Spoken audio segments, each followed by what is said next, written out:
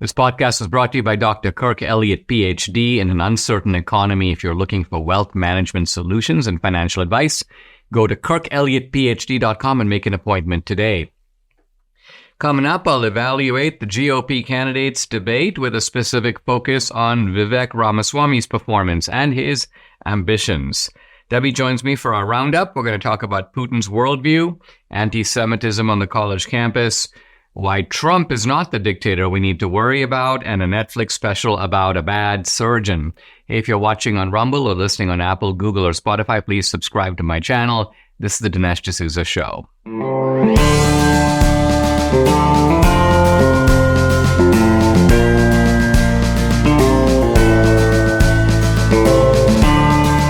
America needs this voice. The times are crazy. In a time of confusion, division, and lies, we need a brave voice of reason, understanding, and truth. This is the Dinesh D'Souza Podcast.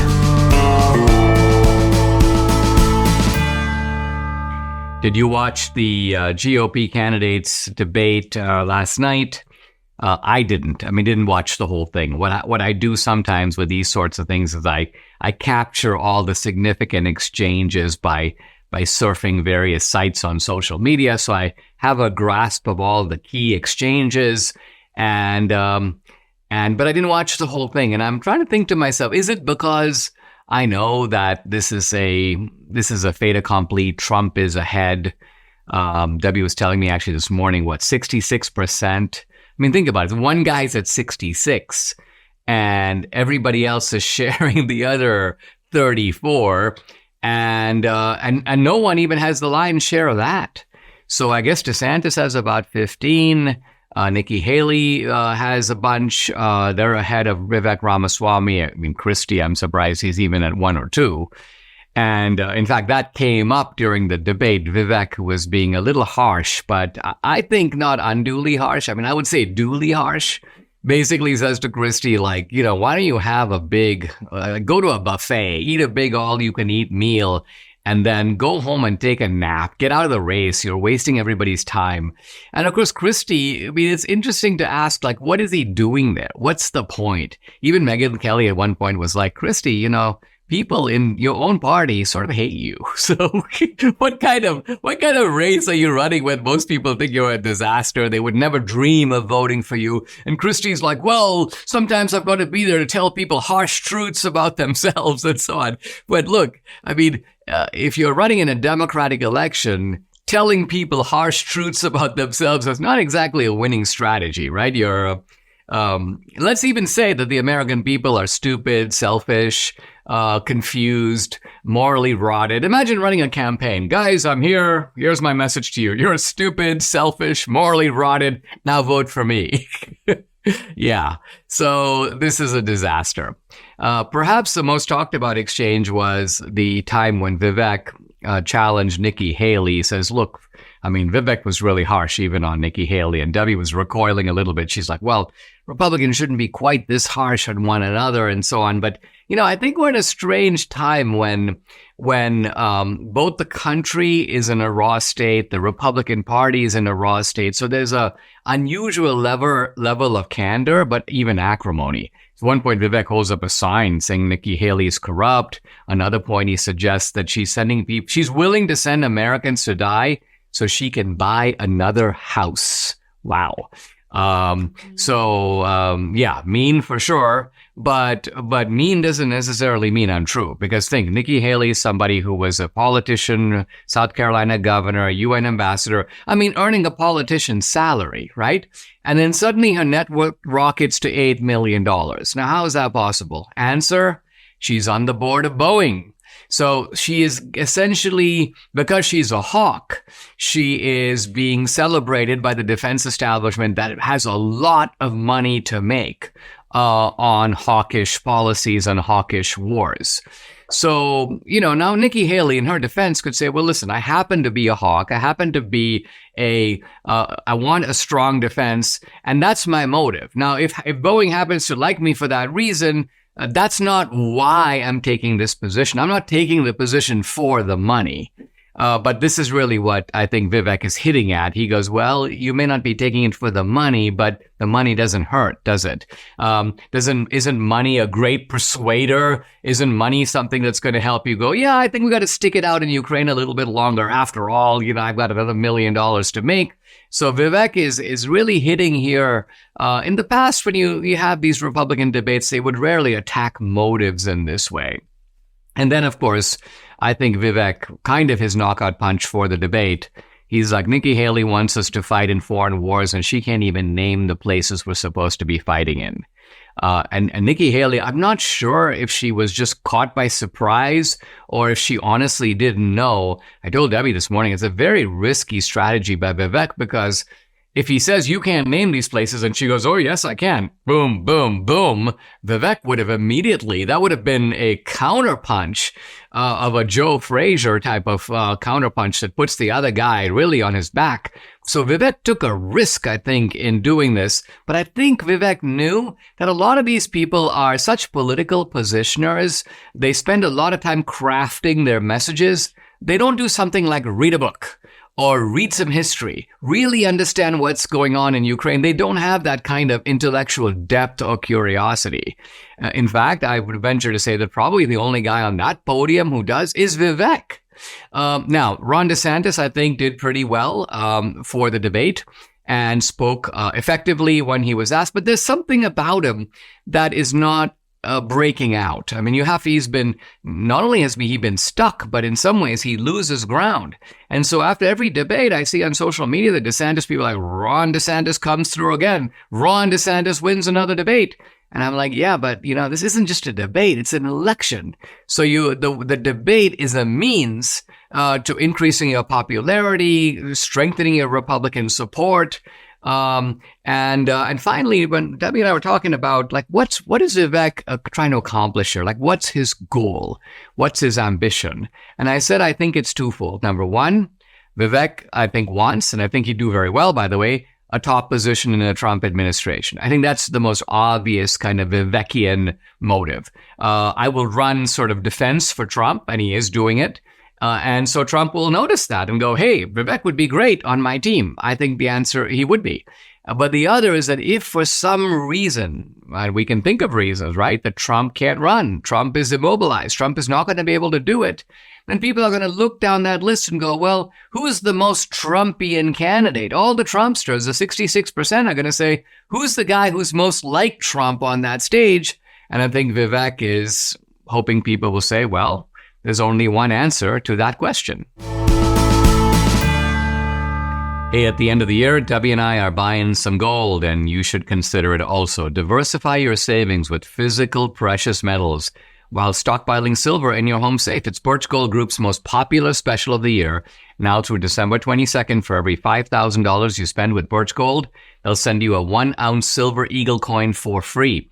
Text Dinesh to 989898 to claim your eligibility now.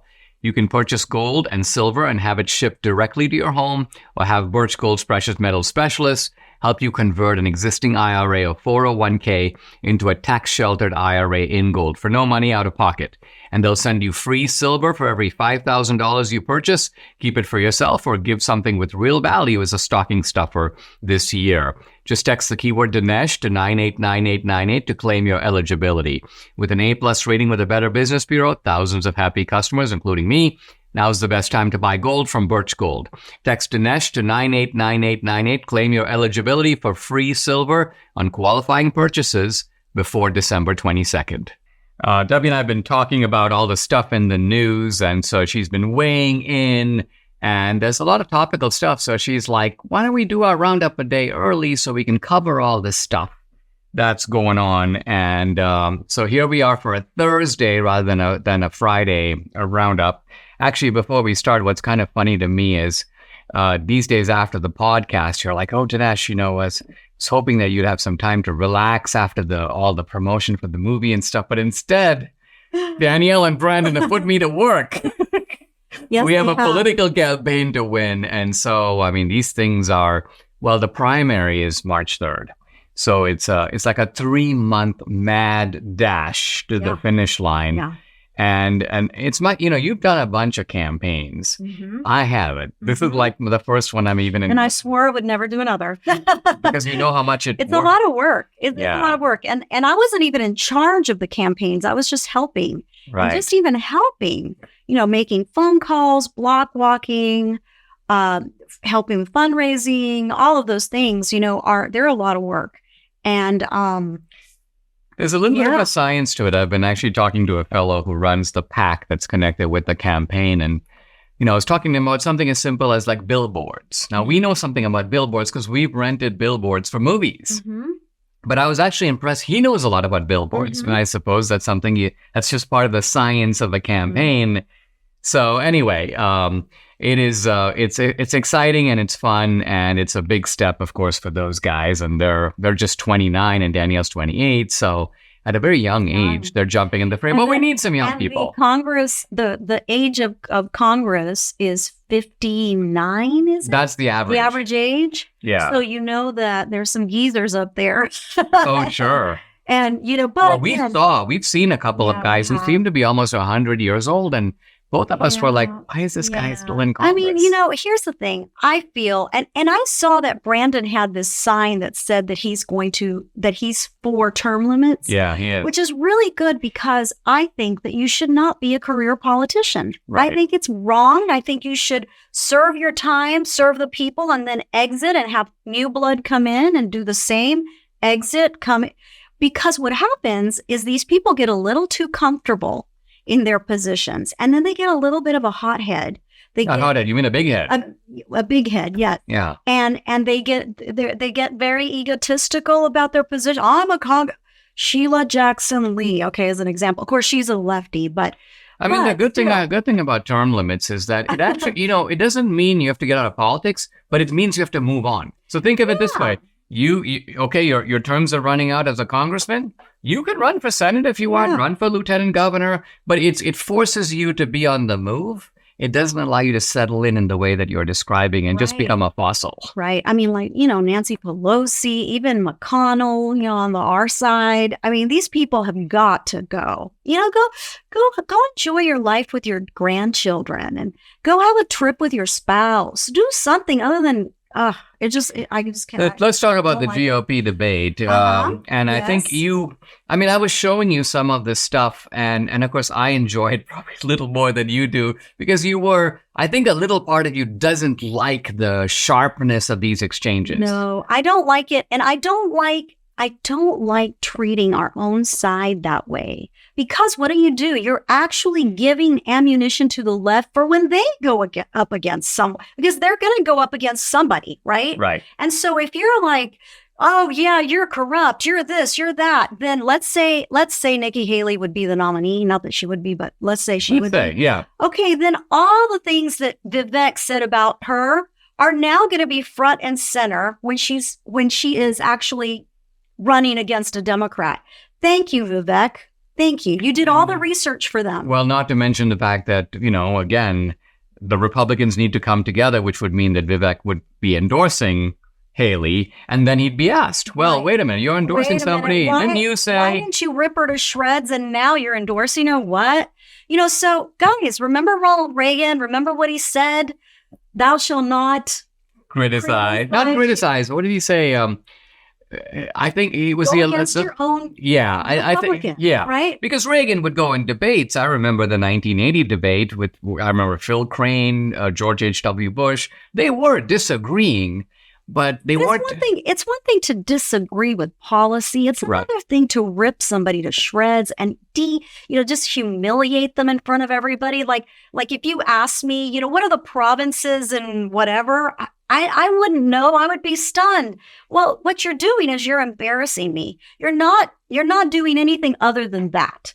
And so what you're doing is you're making me upset. You're making me not like you as a person. I mean, Vivek's view of that would be this. He'd be like, the problem is that too much of this corruption is seeped into the Republican Party. So, for example, let's take Biden's, war in Ukraine. It is a gigantic river of cash, right? And Vivek's point is there are Republicans who have been relentlessly enabling this. Yeah. Biden couldn't do it on his own. So Ukraine has had a considerable amount of bipartisan support, and no one is attacking it, even though the GOP base is already out of it. The GOP base is like, enough. Not that they're against Ukraine. It's just that they feel like too much is being committed to a war that is, number one, largely unwinnable, and number two, very physically remote from our interests. Yeah. We seem to be taking too much interest in that side of the world, and we are literally destroying our side of the world, our country and our neighbors and our hemisphere. No, absolutely. So this is the point. I remember even thinking back to the Reagan years, we would always make a distinction between countries and regions that were seen as vital to our national security interests. Now, the Middle East was more vital then than it is now, in part because we were more dependent upon Middle Eastern oil. Yeah. But the idea that sort of the United States should commit huge amounts of resources anywhere just because somebody else is on the prowl, this makes absolutely no sense. So I think Vivek is quite right about that. Debbie and I are on a really good health journey, but we still struggle to eat enough fruits, veggies, and fiber, and those are a requirement. Now, lucky for us, we discovered Balance of Nature, and there's no better way to get all your fruits and veggies plus fiber than with Balance of Nature. This is Balance of Nature's fruits and veggies in a capsule, so easy to take, made from fresh, whole produce. The produce is powdered after an advanced vacuum cold process, which stabilizes the maximum nutrient content. And this is Balance of Nature's Fiber and Spice, a proprietary blend of fiber and 12 spices for overall and digestive health. Join Debbie and me. Start your journey to better health right now. Call 800-246-8751 or go to balanceofnature.com. You get 35% off your first preferred order by using discount code America. Again, it's balanceofnature.com or call 800-246-8751. Get 35% off your first preferred order by using discount code America. The left is accusing Trump of being a dictator. Now, what I find really amusing about this, honey, is that most Republicans, if they saw this, right, you're a dictator, would immediately go into absolutely not. Biden's the real dictator. Here are all the things he's done, right? Not Trump. Trump is being interviewed by Sean Hannity. And Sean Hannity basically gives him a softball. He basically goes, do you have any plans to abuse your power, to become a dictator, to break the law, to use the government to go after people? And Trump basically goes, only on day one. So he goes, I'm gonna be a one-day dictator. And well, I have to say, I tell you this all the time, but he is the worst dictator in the history of dictators. Right. Because well, first of all, what dictator loses an election, whether by fraud or any other means? Number two, what dictator doesn't control his own police agencies or government? Yeah. And not just the FBI. I love Trump, but I know he doesn't like to lose. Well, I have to say, in this aspect, he did, because he didn't score as on the dictator index. He was not an effective dictator, guys. He didn't do anything that dictated anything. So. And the weird thing is that by that standard, Biden is a whopping success, right? Because Biden is, well, I'm not saying he's in charge of the police state, but he's the face of the police state. Let's look at Biden's success as a dictator. Censoring ideological opposition, check. FBI raids on political enemies, check. Prosecuting opposition candidates, check. Show trials, mass surveillance, endless investigations, violating bodily autonomy, mass propaganda in education and the media. So this is the police state checklist. And let's just say the Biden team is much better at the job of dictatorship than Trump. What is really interesting is I used to think that Obama was kind of a dictator. He reminded me a lot of Hugo Chavez. I used to say he was the American Hugo Chavez, right? And because I still believe that he somehow manipulates things now, it's not surprising to me that this administration, the Biden administration, is very dictatorial. Yeah, I think with Obama, it's not that he lacked the impulse. He just lacked the opportunity. In other words, he was more cautious. He realized that dictatorship and police state kind of tyranny needs to be cultivated. That's why he wanted a third term with Hillary. or a third term going on now. Exactly, but he thought he was going to have a third term with Hillary. With Hillary, right. So he thought, you know what, I didn't do what I really wanted to do, but it's okay because Hillary's coming in and we're going to finish the job. Hillary didn't come in, so he didn't finish the job, and then a loss. I mean, this is in a way similar to Reagan on a completely different front, which is to say, you remember that all Reagan's policies over 8 years toward the Soviet Union did not achieve their fruition until after Reagan. Yeah. The Berlin Wall fell, 89, Reagan had just, finished. Yeah. And the collapse of the Soviets, 91, 92, all under Bush. Yeah. And similarly here, it could be that the real sort of fruits of the labor efflorescence of American tyranny comes post-Obama, even though Obama's sitting back and going, as Reagan could have, in a different context. That was mine. I did that. My legacy. Yeah, that's my legacy. And it's recognized to be Reagan's legacy, as I think historians will look back and recognize that this slide toward tyranny is something that Obama has been the author of. Now, with regard to Trump, I was actually happy that he said he was, in a very Trumpian way. He's always being a little bit of a comedian. His sense of timing is so good. But as also, I think this is what is freaking the left out. There's also a grain of truth to it. I think what Trump means is that, on day one, I've got to come in and fire a lot of people, clear out a lot of underbrush. I've got to sort of vacuum the place. Do you think that's even possible? Do you think he can do it? I think he can do it. I think there are ways to do it. And I hope that Trump is exploring the actual mechanics of how to do it. Because, for example, he needs to call you. So if he needs to call me, I would supply him with a 5-page single-space blueprint of how to do it. And it's a little subtle. It's not just a matter of you fire people. See, you can't fire some of the people who are career bureaucrats. Now, Vivek has a way to fire them, but even that takes time. So what you have to do is torment them. Vivek can just torment them and attack them personally. Well, what's that Vivek can to lecture all these guys and abuse them and talk about their families and their weight problems. I know. Yeah. Vivek goes, listen, I've got Chick-fil-A outside. I would have said, Christy, I really like you and I respect you as a person and I want you to live a long time. But as a heavy man, you are actually a heart attack away from leaving us, right? Because he looks unhealthy. Maybe Vivek could have handed him PhD weight loss. I was going to say, I will buy a membership to PhD weight loss so that you too can achieve your goal weight like we have. And then just be nice about it, right? Yeah, Debbie's a little more of a traditional Republican than I am. Christmas is coming up, and if you've got some aches and pains, I can't think of a gift that's better to give yourself than feeling good again. It might be better than even getting a new car. Now, here's an idea. It's Relief Factor. It's the gift that helps people relieve pain and feel good once again. Relief Factor is a daily supplement. It helps your body fight back against pain. It's 100% drug-free. Relief Factor was developed by doctors searching for a better alternative for pain.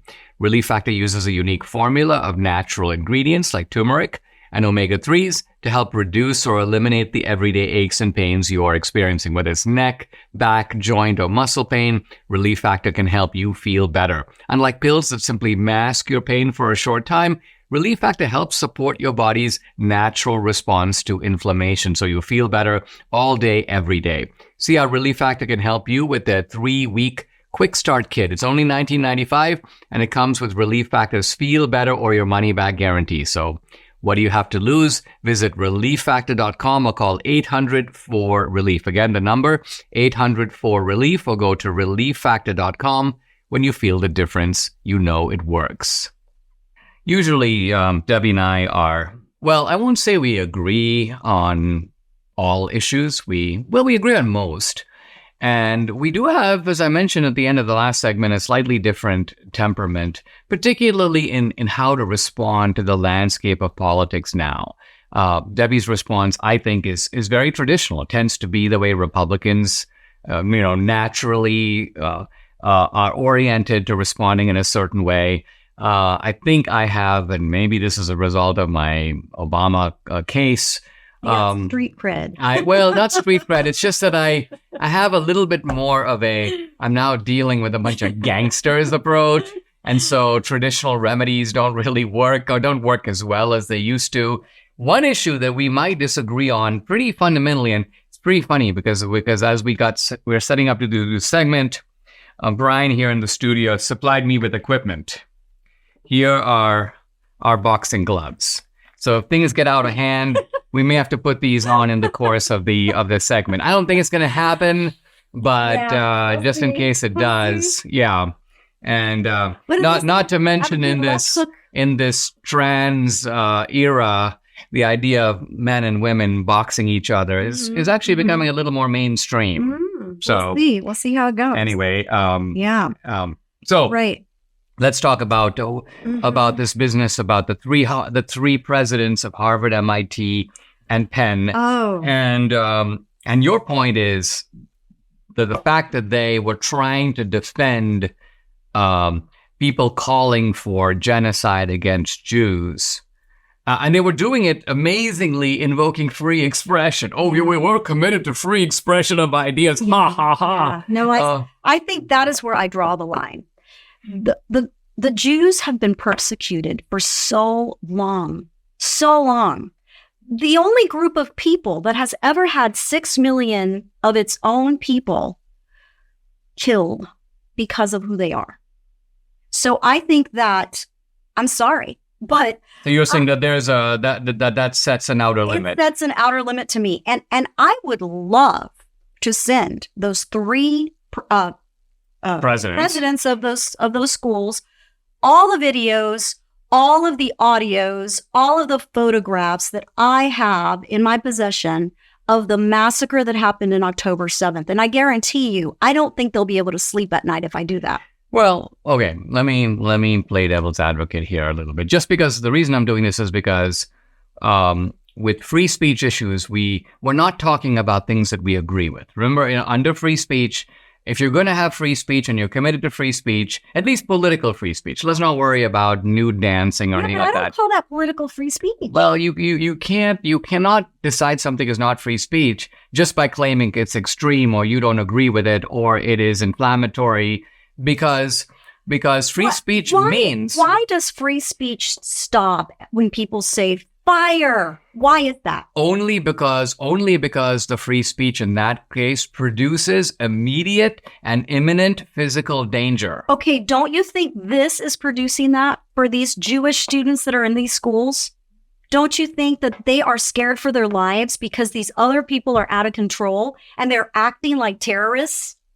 I don't think that these activists on campus are themselves terrorists. And I don't think that even the Jewish students who say things like I had to, there's a big inflammatory protest, so I had to take refuge in my dorm. Now, look, don't get me wrong. Colleges need to protect it's a learning environment, right? And the idea of Jewish students cowering in their dorms is unacceptable. But I'm saying it's unacceptable on the level of conduct. This is actually not directly related to speech. And here's what I mean. You were saying about the 6 million Jews, and I agree. There's no single event I can think of that compares to that. But let's just say, for argument, I would say to you, the Hitler regime lasted for basically 6 years, right? It started in 1939. 1933 is when Hitler was elected, but 1939 was the beginning of World War II. So the escalation to the final solution was basically in the period of the war. Now, let's compare this, let's say, to American slavery, which lasted really from almost the beginning of the country to the 1860s. So you're talking about a duration of 150 years. Now, if I were to add up all the suffering in that period of time and compare it to the Jews, I would say I'm hard-pressed to say one was worse. Well, okay, but the Jews have been persecuted for centuries. Centuries. When we were in Israel and we were in that road, pilgrimage road, right? We saw the ashes of the Romans burning the Jews. We saw that. We were able to touch the ash. It was still there. How many years ago was that? So are you saying that there is a pyramid of suffering, right? Yeah. And that basically the Jews are maybe at the top or maybe the blacks are next. And I think what you're saying is we are going to allow free speech up to a point. Well, I've never been for mocking gays or blacks or anybody else. I'm not that way. So I don't agree. You say that it's free speech to do that. Yeah. I don't believe it is. That's where we differ. So you're on a campus. Let's just take an example. Yeah, let's just say somebody actually takes a bullhorn on the campus and says homosexuality is a thick, perverted. I would take that bullhorn away from them and knock them in the head. Why? Because that's mean. So? Well, I mean, it may be mean, but it's not. I'm not a hypocrite. I'm not a hypocrite because I don't think it's good to do it to any group of people. But I especially feel like the Jews have been persecuted for so long that they should be in their own special class. I do believe that. Yeah, let's pick it up when we come back. Mike Lindell just keeps on introducing great deals. He's featuring the all-new My Towels. Save 50% on the 6-piece towel set, regular price $59.96, but now for a limited time only, $29.98 with promo code Dinesh. Debbie and I have a bunch of Mike's towels all over the house. We love them for ourselves. We also like to give them as Christmas presents. Very practical, something for you to consider. My Towels 6-piece set includes 2 bath towels, 2 hand towels, 2 washcloths. The towels are really amazing. The long staple length of the Sherpa cotton fibers makes them very soft because of the long fibers. They can wrap around each other more easily, creating a smoother and softer fabric. Soft to the touch, but without the lotiony feel, and also super absorbent. So take advantage of the 50% off on the 6-piece towel set. Call 800-876-0227 or go to mypillow.com. Again, the number to call, 800-876-0227 or mypillow.com. Don't forget to use the promo code. It's DINESH, Dinesh. I think what's emerging from this conversation between Debbie and me here is that we're actually both taking a consistent position, but we're taking a consistent position with a little more latitude or a little less latitude. So your view is, look, because a campus is a learning environment, there should be certain limits. Yes, you can argue about the history, you can argue about politics, but if you create an environment where people feel degraded, an environment of hate, right? No place. That does not belong on a campus. No. Now, my view is the opposite, which is that. Well, remember when you spoke at Michigan State and that kid was yelling at you, "Get out of here! Get the F out of here!" And then he told me to get the F out of this country as well. Right, but hold on. See. Interestingly, you think he was taking my position, but I think he's taking your position. Here's why: because he would say that my views are so hateful, right? That they do not belong on the campus, and therefore he is acting like the enforcement. But I don't believe in the enforcement, though. I don't believe in it. I just think that there should be nobody allowed to do that, whether it's him telling you that or you telling him that. Right, but the problem is, right, so obviously I wasn't saying anything. I mean, I was basically, yeah, well, you, no, I know. But what we're getting at, honey.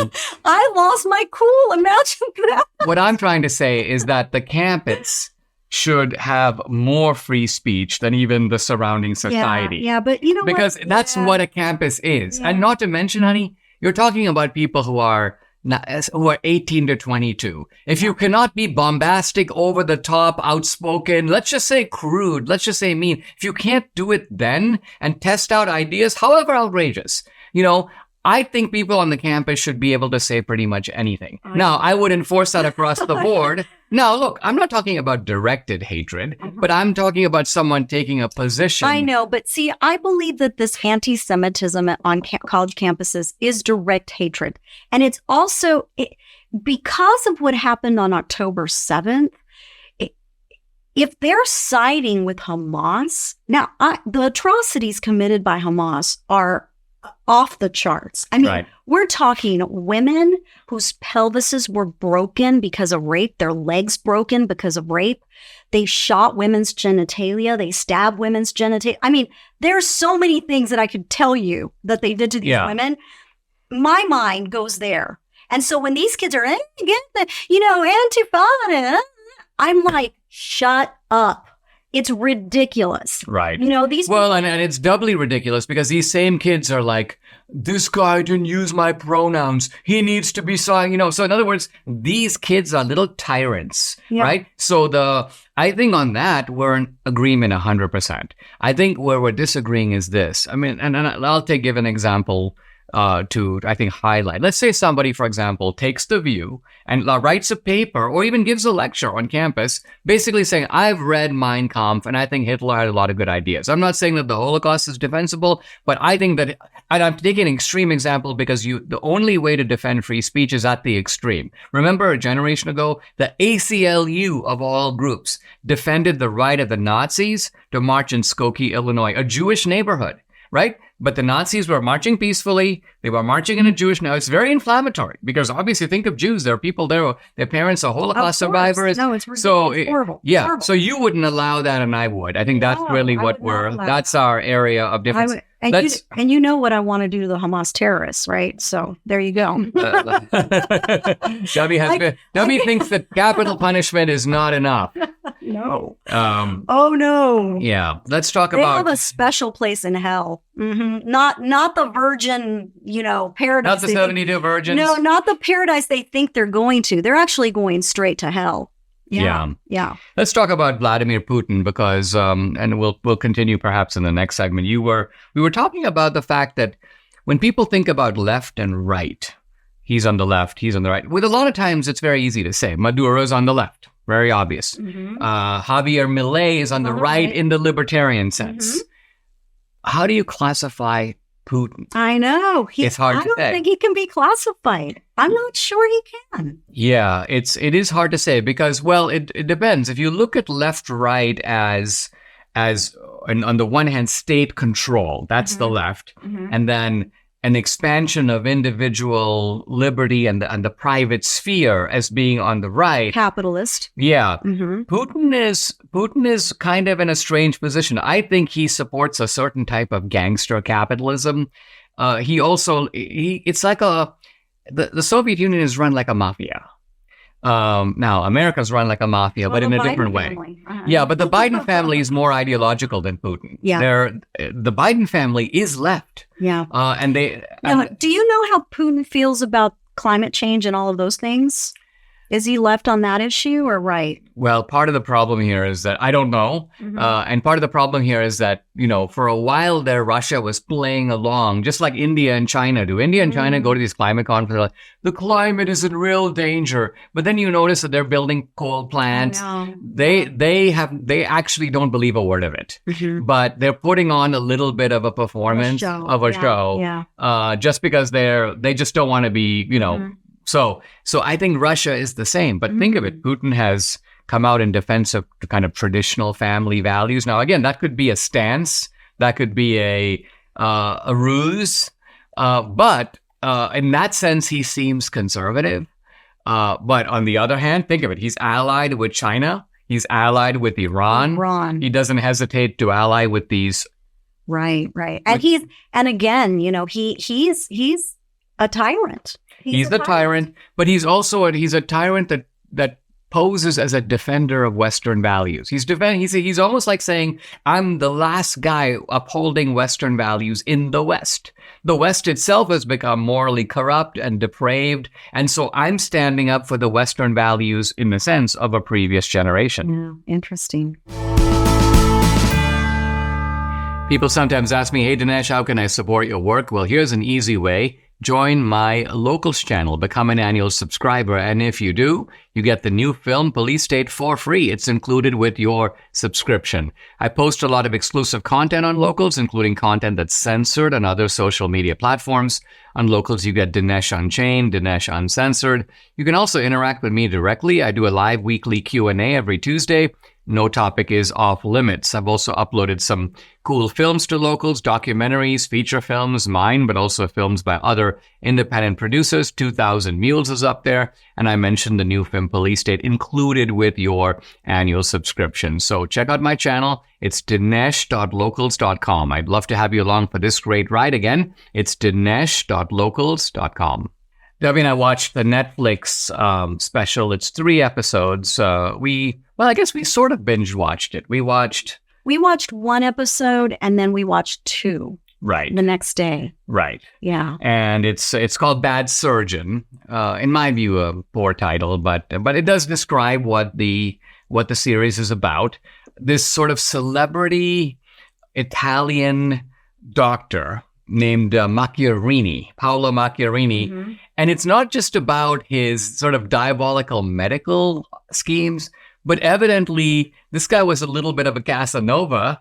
And it's about him developing a romance with a former NBC producer named Anita Alexander.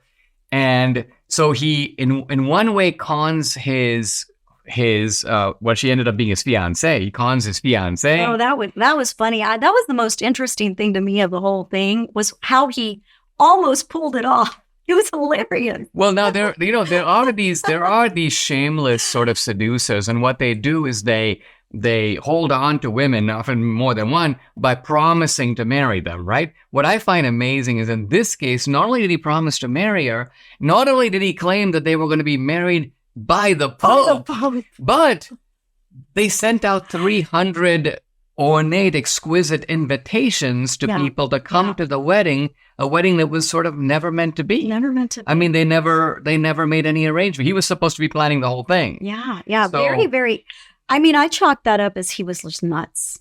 Just nuts. Because it's just pathological behavior. It's nuts. And then, he was doing the synthetic trachea, and that was what he. So explain what that is. So that is the trachea. Some people get cancer, other people get a degenerative disease and they can't swallow, things like that. So he actually. So that's this gullet right here. This is going down. Right. It kind of goes into two. It's the breathing mechanism and it's the airway, right? And so what he did is he took like a PVC pipe. I mean, for lack of a better word, plastic pipe. And he said that he was doing the cells, the stem cells, that the stem cells were going to wrap around this plastic and that he was going to put it into the patient and they were going to have a new trachea and they were going to be cured, right? And so he did tell all the patients that this was experimental, but that he was very confident that it would work. And it turns out it killed every single one of the patients he put it in. Well, in one case it didn't, but that guy took it out. Take it out. It almost killed him. So very, very scary. And the thing about it is the whistleblowers, the other surgeons, said that he missed a lot of data. So in other words, instead of doing animal studies, he went straight to human studies. And that was where the criminality came in. Right. The procedure is you do it in rats. You try it for a long period of time. If it works in rats, you do it in like pigs or some other larger animal. And then you move to human trials. But he didn't do that. And that was amazing too, because think about it. This was a guy hired by one of Europe's most prestigious hospitals, given his own division, what was the Karolinska, given his own division with lots of doctors under him.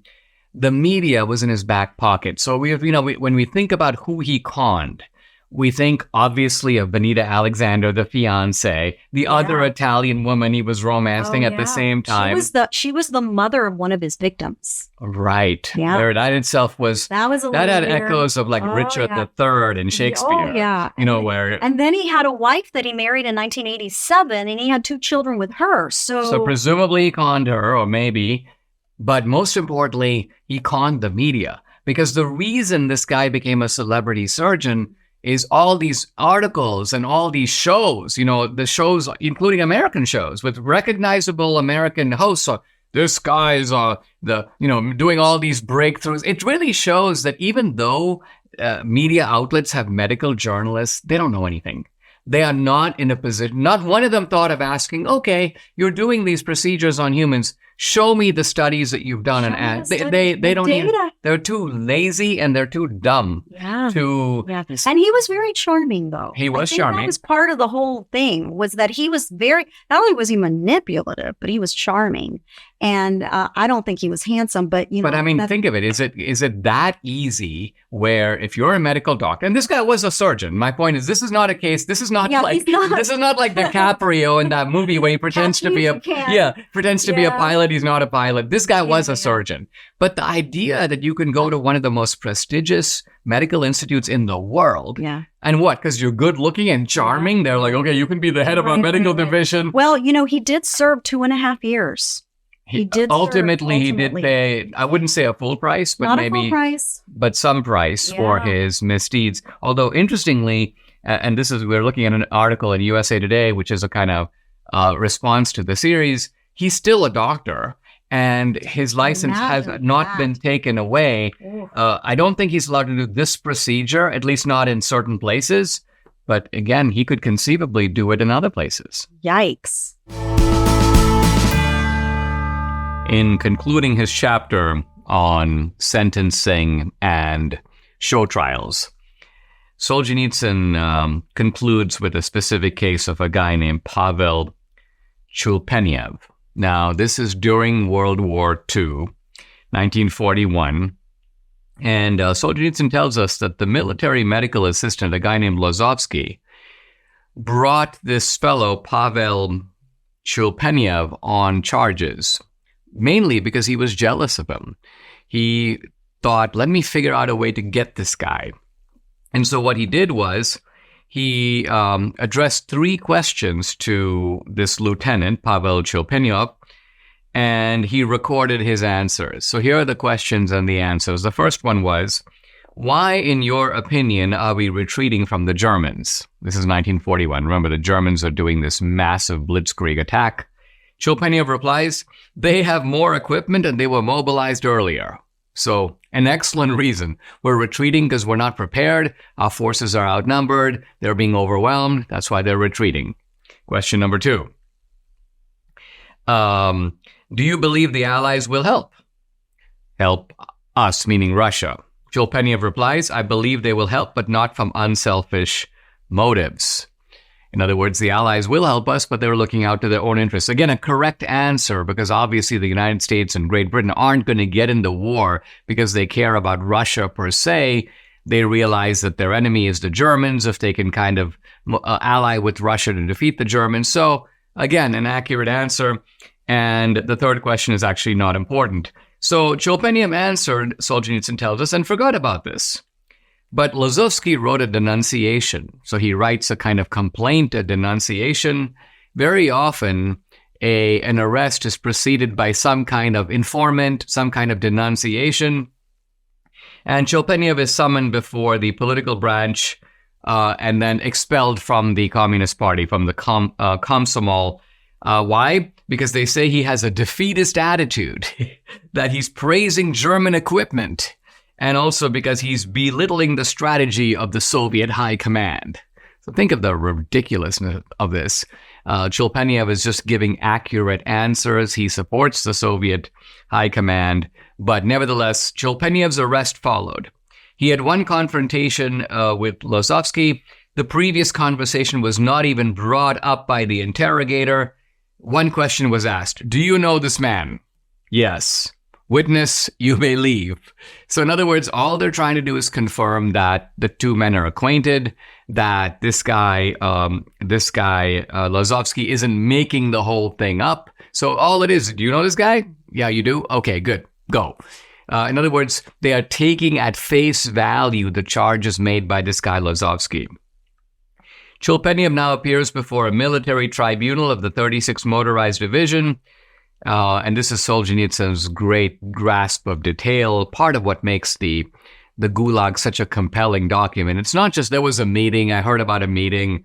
Present were Lebedev, the division political commissar, and Slezarev, the chief of political branch. So Solzhenitsyn, he wasn't there, but his information is so good that he knows, this is the next trial. It was this particular command. These two guys were present. The witness, Lazovsky, was not even summoned to testify. However, after the trial, to document the false testimony, they got Lazovsky's signature. The questions the tribunal asked. Again, Solzhenitsyn is really in the know. He knows not only who was there, he knows what was asked. Did you have a conversation with Lazovsky? What did he ask you about? What were your answers?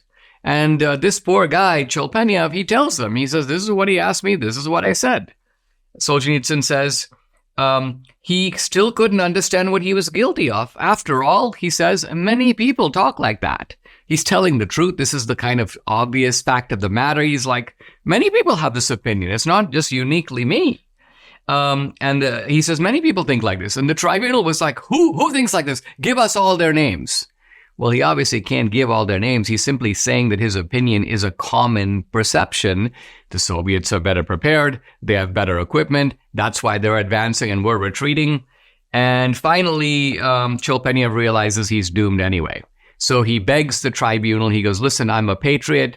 And to prove my patriotism, will you send me to the front so I can sort of die like a man? I don't want to die like a traitor. I want to die like a man.